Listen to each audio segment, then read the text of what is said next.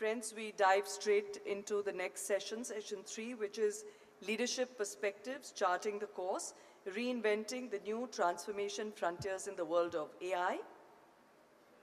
And the participants are, starting with Dr. Sanjeev Rastogi, who joins us virtually on Zoom. Dr. Sanjeev Rastogi, Chief Executive Officer, GCC Adani Group. He possesses over 27 years of extensive experience in setting up and managing large operations in the shared services and BPO industries in the areas of finance, insurance, and procurement. Currently the CEO with the Adani Group and heads the company's global capability centers. So I suppose he will join soon. May I invite here on stage Sanjay Dora, former Chief Operating Officer, India, Tesco. Sanjay is a prominent executive in the retail and technology sectors, currently serving as the COO of Tesco Business Services and the country operations lead for Tesco Bengaluru. His extensive career spans over 25 years, during which he has developed a strong reputation for his leadership and operational expertise in global business services. Thank you very much for coming.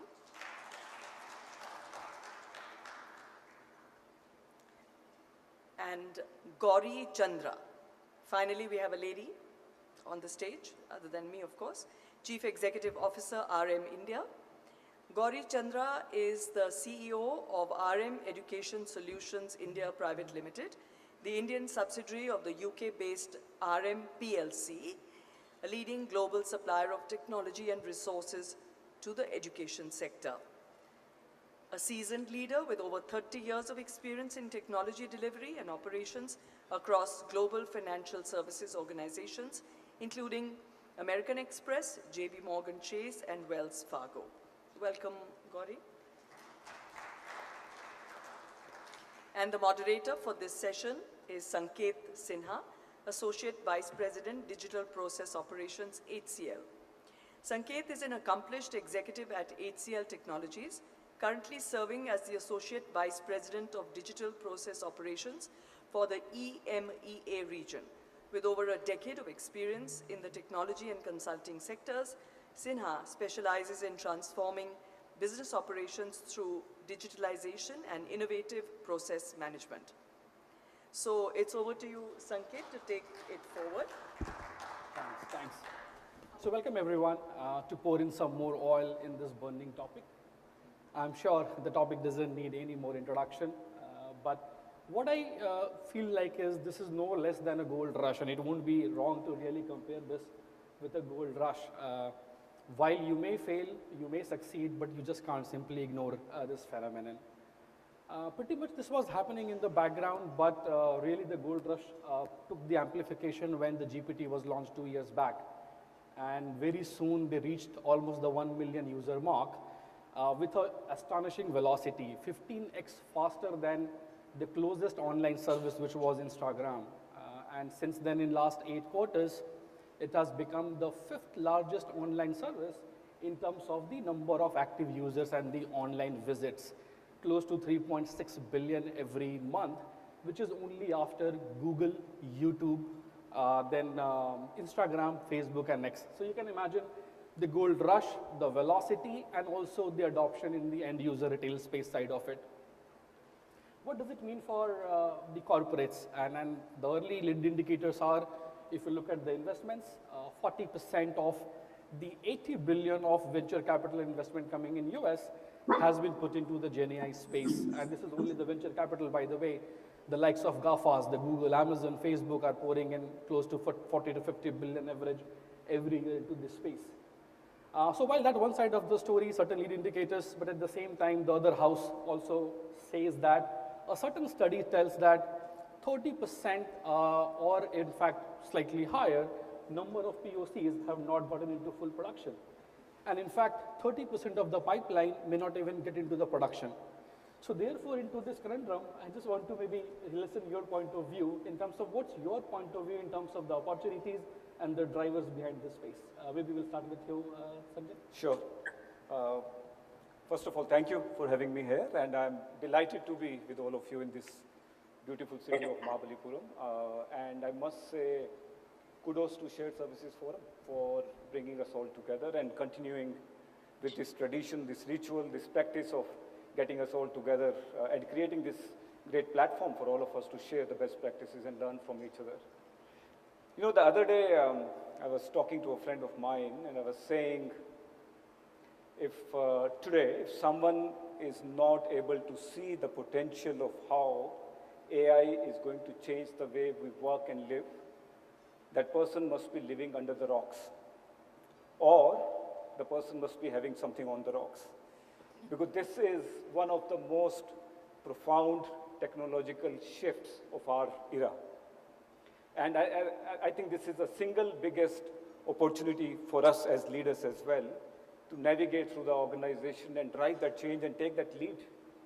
And when you look at any organization, regardless of the industry, regardless of geography, wherever they are, I think there are 4 macro challenges every organization is facing.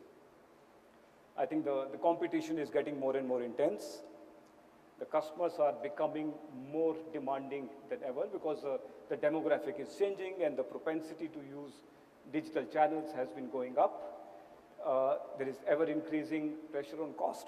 It never relents, right? You look at the pressure on efficiency and productivity. And to add to the perfect storm, there is fast-evolving technology landscape. And I feel AI is the most potent weapon we all have in the organizations to really deal with those challenges that we have been facing. And when I talk about any mature GCC today, which has been operating for a number of years, the expectation today is to keep your cost flat. Now that is tough because India is a growth market. India is an emerging market where our wage inflation is typically about 8 to 10% every year. Now that essentially means that you need to deliver 8 to 10% productivity gains year over year. Now, look at the maturity curve. Ravi was talking about that earlier. I think this industry started on the premise of cost arbitrage, single center, cost arbitrage, siloed functions, grew to a regional service center, then it grew to become global, where we have global process owners running functions across different geographies, and now it is actually evolved to intelligent business practice or intelligent GBS or intelligent GCC, whatever you call it today. And the organizations are focused on creating assets. They are focused on looking at end-to-end customer experience, colleague experience, supplier experience. They're looking at, in fact, many of us have taken this target of 5x value we need to give it back to the parent organization, to the enterprise. So if today we are spending 100 million, we need to give back maybe 500 million as a value to the organization. Now all those challenges are there, and at the same time, when you look at, I call it the sigmoid curve. If you look at the sigmoid curve of productivity or efficiency that maybe started 3 decades back, it all started with, if you look at centralization, standardization, and then came offshoring, then we had nearshoring, then we had Lean Six Sigma, which was changing the way we operate, then we had DevOps. And I think all of us, all the organization gained tremendously in terms of efficiency, productivity gains. I think the next sigmoid curve that sits on top of that, I think started about 10 years back. That's when the RPA came into being, right? We all started with the journey on RPA, and again, we all reaped great benefits from that. And then we had the intelligent document processing coming into the place, and we had the machine learning coming into place. And now we are talking about generative AI, which is sitting on top of that. So I think this is the next sigmoid curve, which is going to give us tremendous benefits in terms of the way we look at not just productivity and efficiency. I think we are talking about impacting end-to-end experience, whether it is our customer, colleagues, and suppliers, and impacting the top line of the parent organization or the bottom line, or generating cash. So we're looking at much larger opportunities. We're looking at delivering much more value given the evolution where we are today. And I feel the biggest lever for that is AI. Clearly, I think very well summarized. Extreme productivity, then your competitive advantage, and the hyper-personalized or the consumer-grade experience are definitely the drivers. But how do we really get to the identification of the opportunity areas? How do we ideate? How do we make it citizen? Is it IT driven? It is business driven? A lot many. I think the source itself has to be right so that the scalability happens. So how have you looked at maybe the idea generation side of it? Can you hear me? Yeah. So I think, I'll just add a little bit and then I'll answer the question that you asked to what Sanjay said. Absolutely, if you haven't heard or you aren't using AI, you're already, living under a rock or having something on the rock. But I'd actually draw a parallel to, let's say, the smartphone when it first came out. People were, there were games, there were, things, and people were just trying to wonder, I just need a phone for calling, so do I really need to invest in a smartphone? And then look at where we are right now. You can do pretty much, my entire life resides inside my phone. I can move countries with just my phone and obviously my clothes. So I think there's a lot of potential. We haven't really explored that. To your point, 30% of POCs are seeing light of day. I think we are in the discovery phase right now.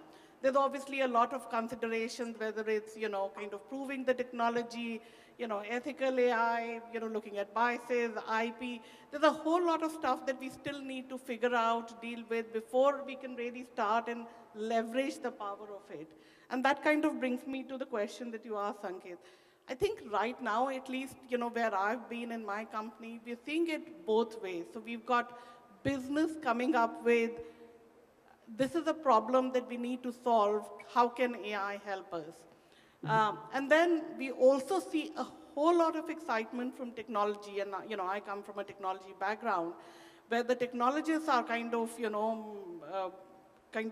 really excited to say, how can I come up with solutions and find a business problem? So I think it's a two-way thing.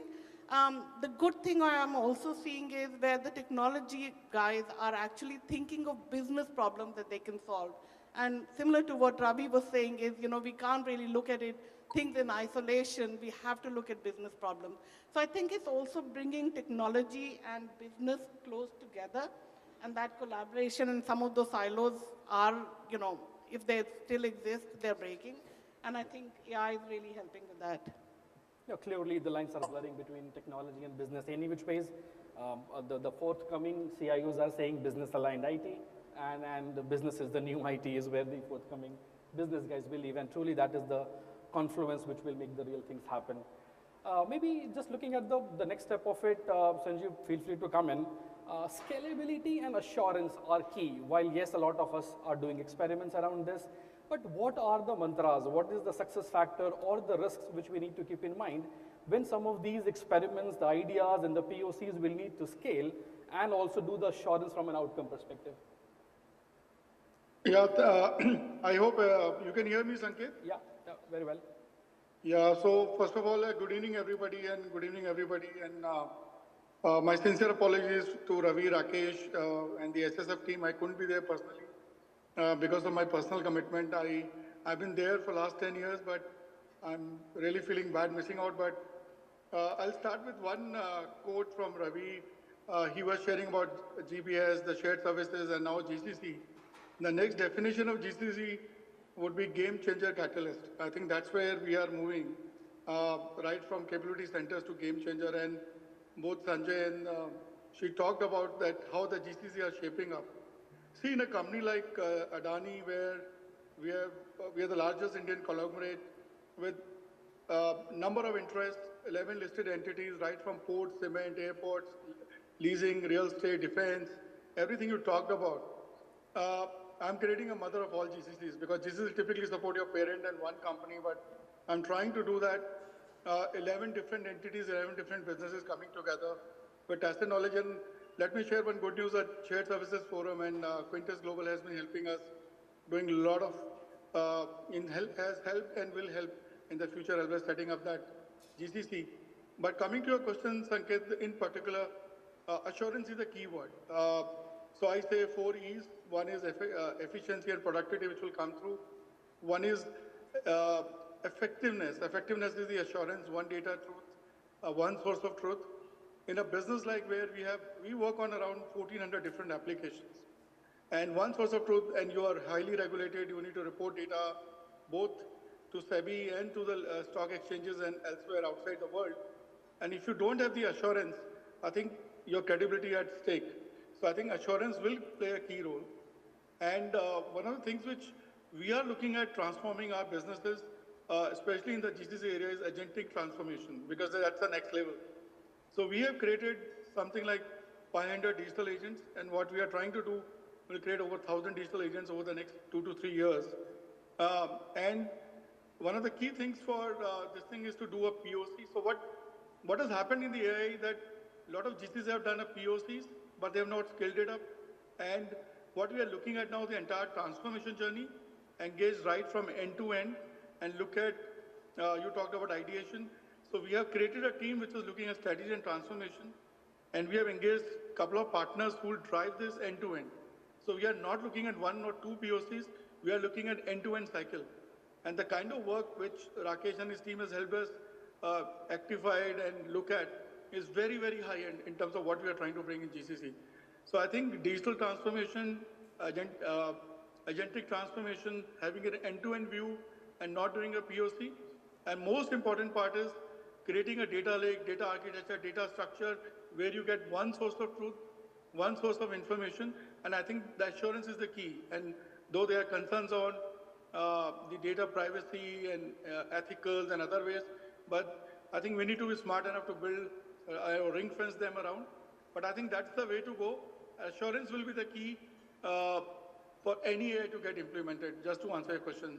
I hope I've answered what you were looking for. I think pretty intuitive, even I agree. If you look at the value chain, that is where the process is where the value resides.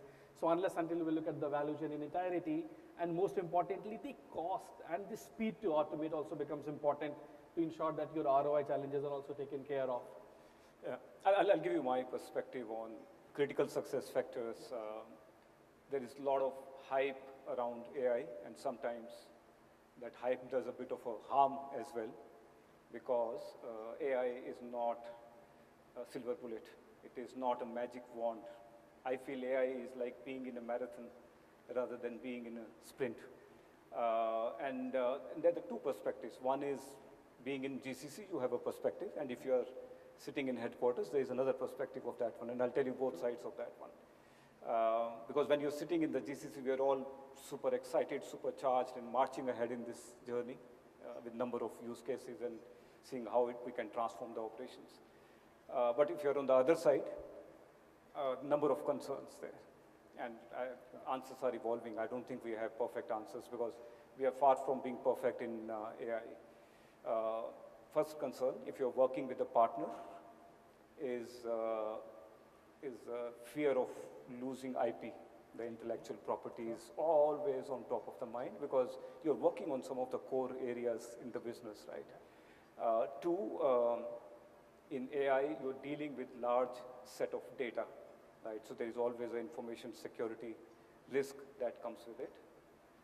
Three, we are all part of large legacy organizations, and many of these organizations are dealing with legacy systems, and then with that comes the challenge of integrating the new age AI solutions to the technology stack, conventional technology stack. And the fourth one, interestingly, is the trust issue. We trust humans, we still don't trust machines fully, and that's a fact, right? As I said, because it is evolving, not that it can't do the job, it is just that it is evolving. And what back to the GCC, from that perspective, I feel what we can do, one, gain strong exec sponsorship, identify low-hanging fruits, the use cases there. I think that's really, really important. And taking people along, I think that's really important because a lot of times there's a lot of buzz on the top, but your middle layer of the managers, they have their day job, right? And they're all busy with those day jobs, and sometimes they will look at AI or a project that we're doing on AI as something on top of their day job. I think that's another challenge that comes with that. And then I think there's a lot of responsibility that comes with it as well, because in fact, number of use cases, and I'll talk about some where we're talking about dealing with end customer experience, and you just cannot take a chance there. right?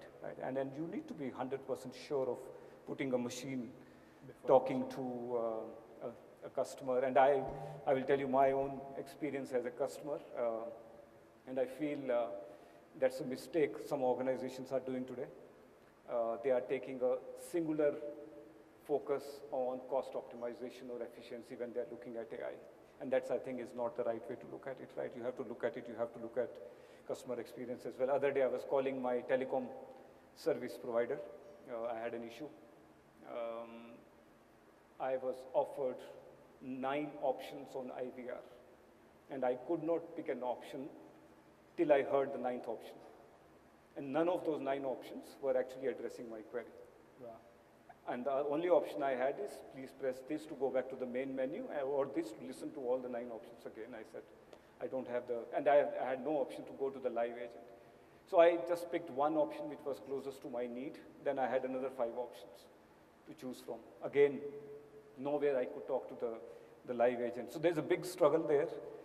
And that's where I think as an organization, where I was working last, we took a very clear call that you can put the best of the chatbots, you can put the best of the autonomous agents there, but customer should have the option to talk to the live agent, to human at any point in time. A human in the loop is absolutely important. We are far from, maybe that organization is taking a bold step to completely make it autonomous, but I think human in the loop. Yeah, and then many of us are. I mean, we use all these companies, and that's what I think one of the things we need to be careful about. Yeah.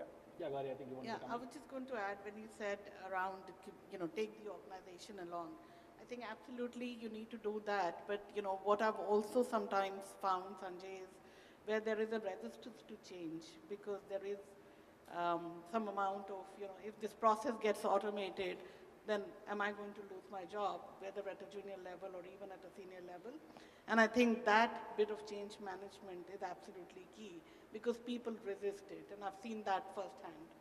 Okay, and the other thing that I think, as a technologist, I would say, your IT plays a very big part, your infrastructure, the cost of AI, and all of that. And, do you have the right models? Do you have all the security built in, GDPR requirements, the whole lot? I think that's, again, very, very critical. And I think the other one I missed out is expectation management in the organization as well. Because in my personal experience, whatever use cases I have done, it takes at least 4 to 6 months if you are lucky.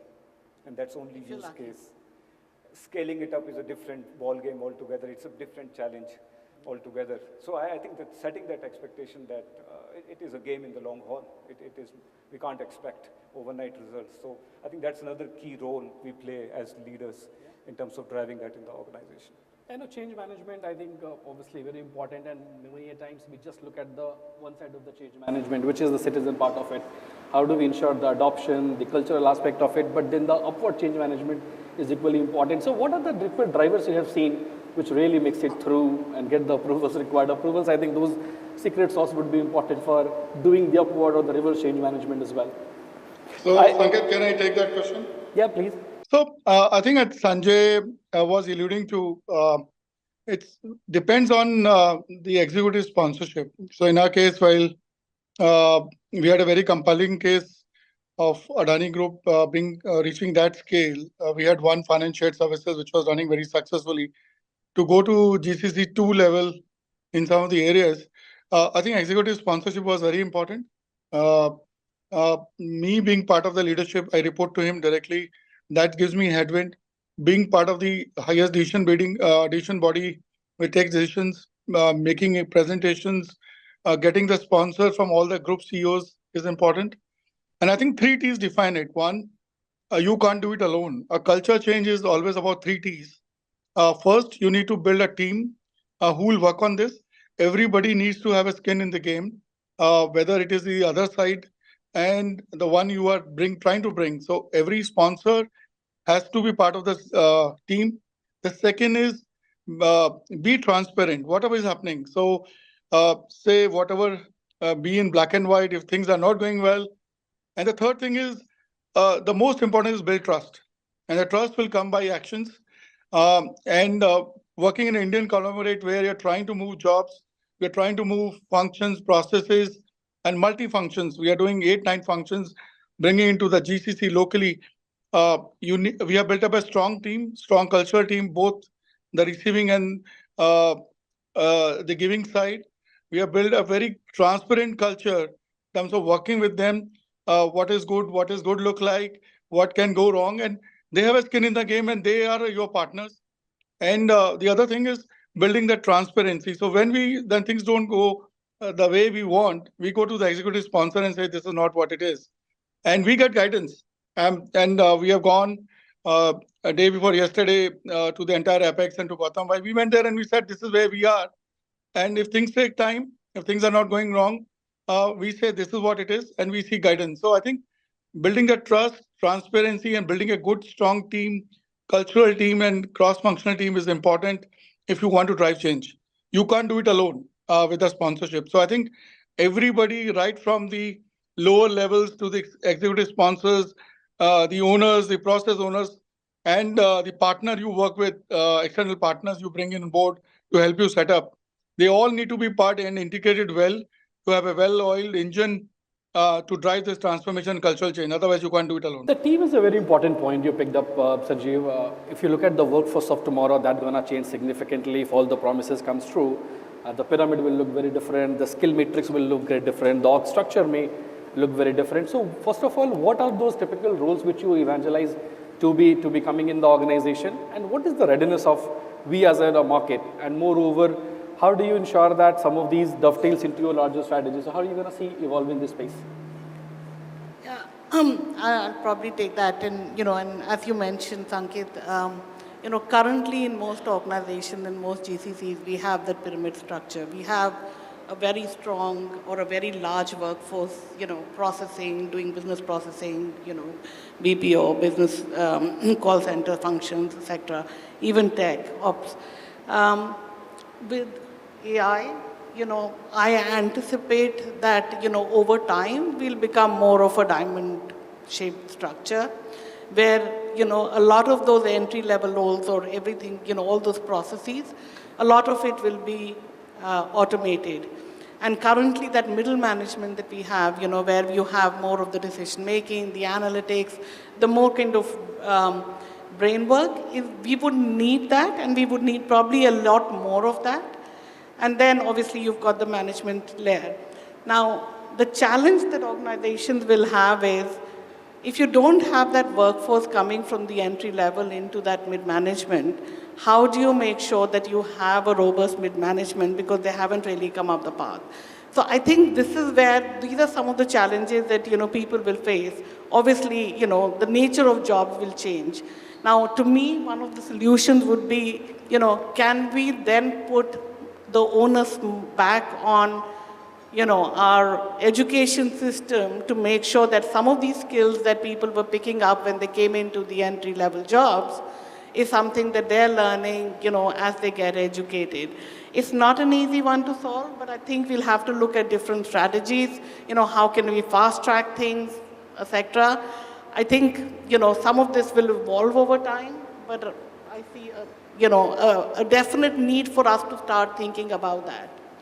I'll give you my perspective there. I think there are two things. One is, I was talking about taking people along is very important, because you need to demystify AI for people, right? It has to move beyond a buzzword. You have to make it real. People have to see it in front of them, how we are actually transforming through AI. So I think from that standpoint, education, training, taking everybody along, learning becomes very important. I think the second very important part is you have to entirely differently relook at your operating model, your organization design itself. So I'll share my experience. The way I think dealing with getting the best value out of this whole thing is we have a team which is actually looking at bringing in outside-in perspective into the organization, looking at all the emerging technologies, looking at what's happening in the market, what are the other players doing, how it is evolving in the industry, and then marrying it with the problem statements within the organization, and then narrowing it down to that one. So that's how you figure out the low-hanging fruits that I was talking about earlier. And once you identify those, then there is a team, which is the digital transformation team, which is actually doing the POC and the deployment of that one. And then once you do that deployment, I think the fun starts there, because change management is big. Change management is huge, right? It is not about just putting a new process in place. It is about making sure that we continue to monitor it very, very closely so that it gives the desired outcome. So there's a third team, which is actually looking at change management from a technology, process, and people standpoint in terms of the adoption. You may have a great product, but unless it is adopted by your teams well, unless it is scaled, it is of no value. And then the last one is the risk management team. Now, this is the team which is looking at the governance, looking at what all initiatives we are driving in the organization, making sure we're doing it responsibly, making sure we're driving the right balance between the speed, agility, scale, and the risk management at the same time. And obviously with, now we touched upon the things of how the autonomous thing will happen. So obviously there is the evolution, it will continue to evolve. Now we are talking about AI agentic, which will in fact make it more and more autonomous. The STP, which banks pioneered long back, maybe the areas which is still under exception can be taken care of the agentic AI or the AGI. So given some of those in mind, what are the success metric? How will you really define the metrics of these programs?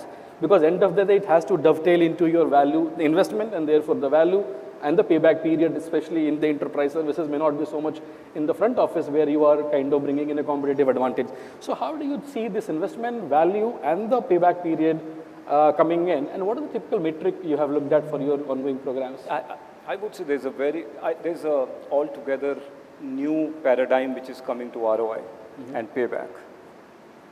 I think any investment has to start with the commercial ROI, right? Otherwise your CFO will not let you sleep. They will be at your back.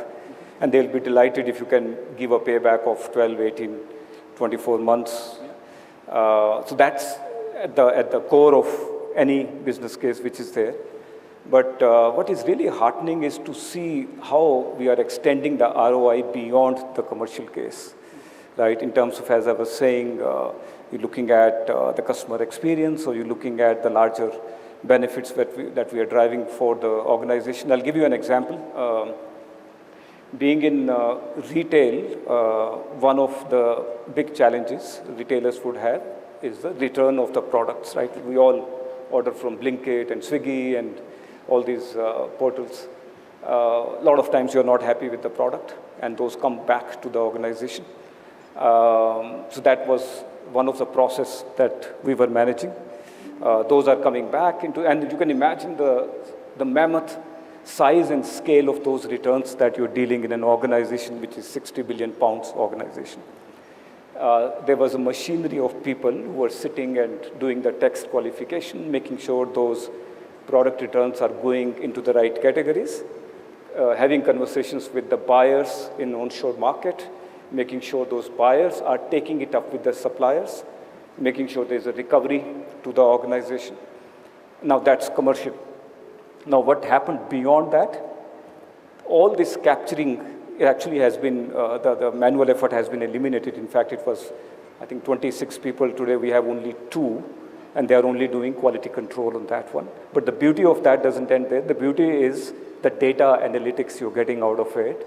It is actually telling you the larger quality issues. It is telling you the consistent themes across certain categories. It's telling you consistent themes across particular suppliers that you need to address in the long run. So look at the larger business impact on the organization. So I think the whole paradigm is changing. It is all about, and a lot of it is qualitative as well. It is not just the commercial one.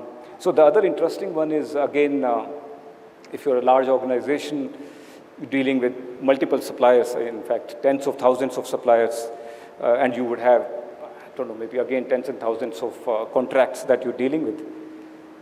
There was a team which was actually manually sitting, looking at those contracts, making sure that every supplier is complying with the terms and conditions, and we are not leaving any money on the table. We are recovering every possible commercial income that we had from them. Now, again, we put an AI there.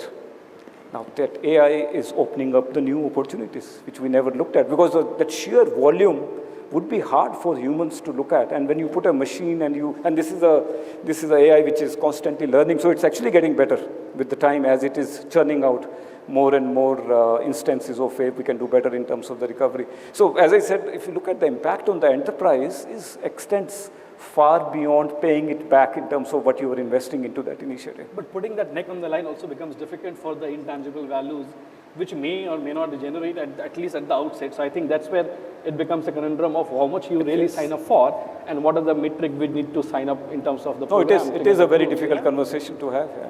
I'll just add, so when you're talking about contract management, I mean, JP Morgan has a coin platform, and what they were doing was using for contract analysis, and they had an ROI they measured.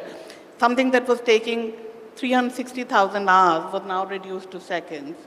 So, similar to what you're saying, Sanjay. I mean, the other thing I would say is slightly, while there is obviously hard metrics, and I come from an edutech, well, my last stint was edutech, and some of the problems that we are thinking of solving was, how do you really better the education system? Because our fundamental was, how do we improve the outcomes for learners worldwide? And teachers currently are tied up with a lot of administrative activities, just marking papers, things like that. And how do we really free up their time to do more teaching and, working with students? So looking at some of those use cases as to how do you solve so that we can free up teachers' time. And that's not tangible. That's, probably more doing good. Obviously, there would be some, metrics or tangible results or quantitative results that would come at the end. But it's also about how do you use that for good rather than just look at, the hard dollar values. And also have seen. So Sanket, I'll also chip in here. So I agree to some extent to Sanjay, but I'll challenge it. So when I look at our group and the conversations we had, we are not looking at dollars and ROI, right? Because the metrics is very different. So what we have done is we have created a path that what the process would look like from 18 months to 24 to 36 months, and what the journey would be, what would be the end state. There are three parameters when we are looking at. With the vendors we are engaging with and we are working with, especially on AI, automation and transformation, is the outcome-based price contracts. So we are no more giving a FT base or a process base or number of RPAs with UI, AA or ServiceNow. It's outcome-based contracts. So whatever the outcomes they will, and that's how we are measuring. The second thing is, I'll give you an example. What we have looked at that we have a process right now, we are insourcing 1,000 odd people into the GCC. And our aim is that next 3 to 2 years, this should be down to 200, where the entire profile and the set of talent will change. So we don't call it a process. It is process re-engineering which we want to do it. And that won't happen.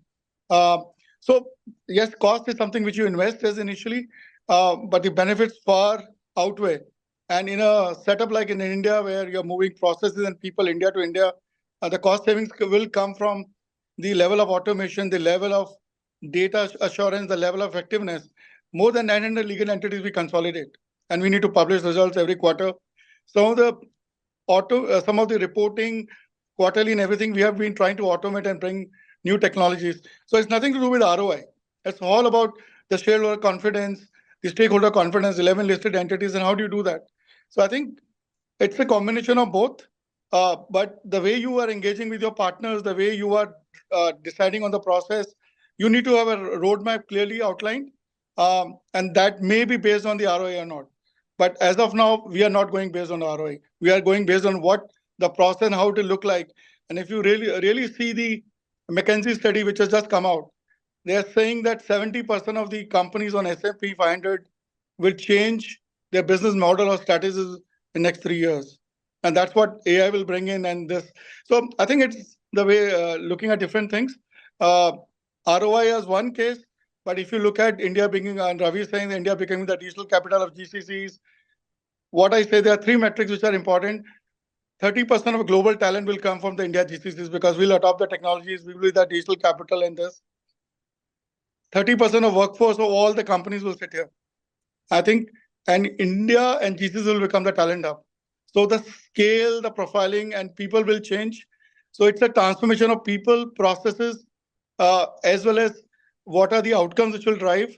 So ROI is only in terms of money. Yes, you will do that, but I think you will have to see how your process evolves and what will be the end shape after 18 months, 24 months, or 30, 36 months. I think that's important when you engage with somebody or when you are on a transformation journey. That's my viewpoint. Yeah, and at times maybe we are using ROI and value interchangeably as well. ROI is, yes, where the cases are extreme productivity driven, and therefore there has to be a tangible savings case. But yes, at times value, which we talked about in terms of contract leakages, the working capital enhancement, how do you ensure that your payable wrong payments is not done, and those leakages are also taken care of. Those are business KPIs. But in any case, whether you have an ROI case or you have a value case, how do we really get to the right use case is anyways important. You may have a metric, you may not have a metric, and that's where I have seen certain examples in a trade processing. You can imagine a highly automated process. 97% goes straight through in a trade processing example, and one of the largest custodian, they did an automation, and that is where the whole idea was to get to 99.2% maybe straight through, and this 2.2% straight through was giving the entire business case. Yes, they reached almost close to 99%, but the ROI was not done because the remaining 40 or 50 basis point was actually taking the disproportionate amount of the effort going in. And yes, that is where, how do you really ensure that you have done the activity-based modeling, you ensure that you understand the value from what part of the process, and moreover the purposeful implementation of it. I am not doing a hammer syndrome. If I can work with, as you said, RPA or with maybe a IDP, why do I put a GenAI? So maybe that identifying the right use case, doing the process, eliminating the waste, getting to what will deliver the value, and more importantly, ensuring the controls remains. In the same example of trade processing, just because the process was automated and one of the controls went off, not getting into the technicalities, but because of that, a trade was wrongly executed at a wrong time, and by the time they caught the trade was executed wrong, maybe 12, 18 hours later, 2 millions worth of value was evaporated because the stock market went down for that particular stock. Yes, that would have gone up as well, but end of the day, you have done a mistake. So identifying the process and the controls becomes at times important. So how do you look at maybe that part of it, irrespective of what the metric is? Yeah, I think the approach you take is very important, and I'll share the learning. We actually started with the approach of why don't we go into each of the operations and figure out the right use cases there, point solutions, right? And then I think we were getting lost there. We're losing the plot there. And then we flipped it on its head. We said, why don't we assume that everything can be done by AI? Everything should be done by AI. Now let's challenge. What is it that cannot be done by AI? And let's look at those areas there. So by just flipping it on its head, I think the whole perspective changed about how do we look at your processes, how do we look at your functions, and what are the opportunities that come in there. And when you talk that language, I think the response from the teams is also very, very different. And I think it gives you a broader spectrum of opportunities to deal with. Yeah. And maybe the last question, at least from my side, before we open it for the floor. Now with all of these, how do they come together? Because end of the day, being in a GCC, you will have certain cap on how much can you attract, how much can you retain, how much can you really diversify from a skill-based perspective. So how do you plan to source all of these capabilities, be it people, be it technology, and obviously the change part of it? I think it's... Sanket, yeah. Go on, Sanjay. No, Sanjay. Okay. So, Sanket, you need to have all the stakeholders who are involved into one ecosystem and one team. So what we have done is we work with the CTO organization now, we work with the CHRO, the procurement organization, the digital transformation, the CIO. So all these guys have to come together to design and look at the problem statement, because what has happened with AI, and that's my perspective, and I've spoken at various forums and I'm working with various partners. We have created solutions, but we are trying to find a problem. So unless you define a right problem statement, you don't find, and that's why the use cases are not much, because we have some solutions that we're trying to implement in some way or the other, but rather than finding the right problem and then trying to figure out a solution, I think that's the way to go. So what we have done is we have created a core member team. So one looks at data, one looks at data engineering, data officer, how the entire landscape is, the key stakeholders, and you need to create this cross-functional team to drive any digital, any transformation change. Because then everybody has a say.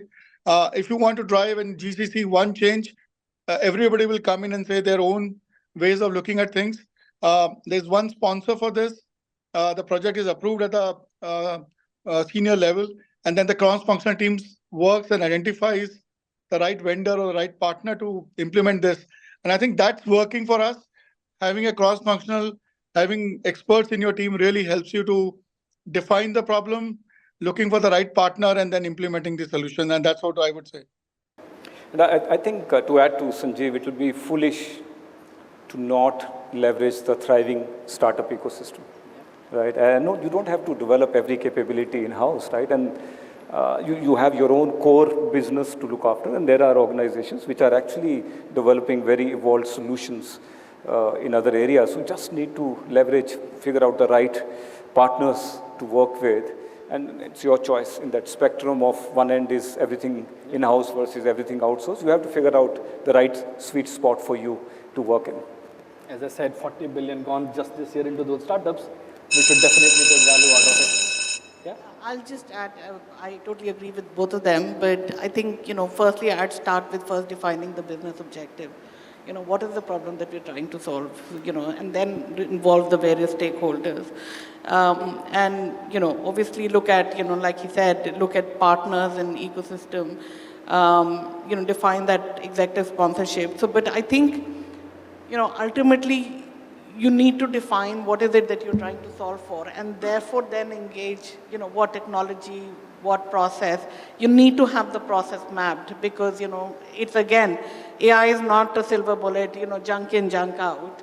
So unless you know what is it, what's the process, even if you have to optimize it before you start looking at automating or using AI, I think that's key.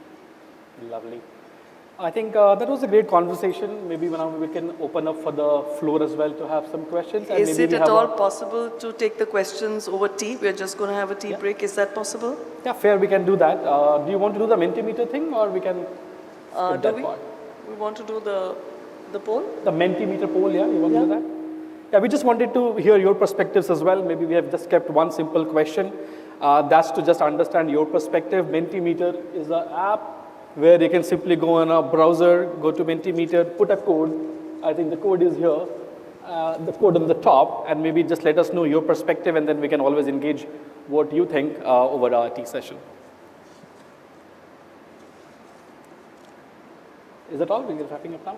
Yeah. We can see the poll response later on, and we can always engage during the next part of the session. So has everyone made a note of that?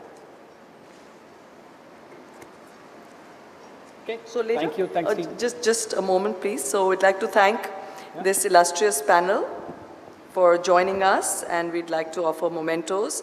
Of course, for Dr. Sanjeev Rastogi, we will have his memento sent to him. Yeah, thank you, and sorry for once again for not joining in person, but definitely we'll look forward to connecting again. Yeah, sure. May I request Tarun Ahi, VP and Head of Shared Services Center, JSPL, to please come and give a memento to Sanjay Dora. So the code is 84630692 for your Mentimeter app. You can continue voting while we carry on with our program. The code, I'll repeat, is 84630692. Let's have a loud round of applause for Mr. Sanjay Dora.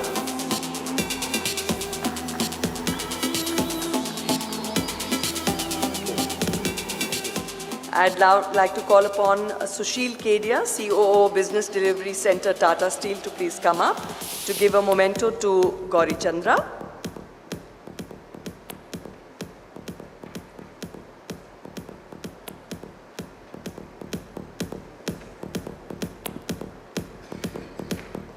Hello.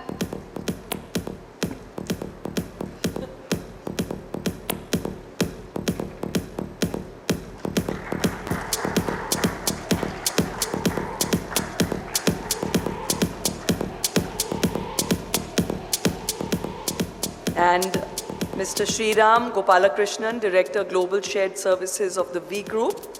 Request you to please come up to give a memento to Sanket Sinha for so wonderfully moderating this session. Yeah, definitely. I deserve one for asking all the tough questions.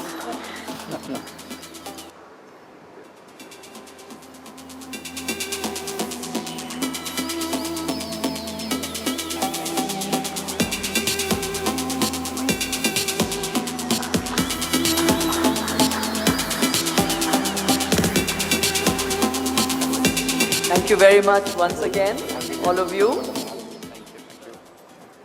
Group picture.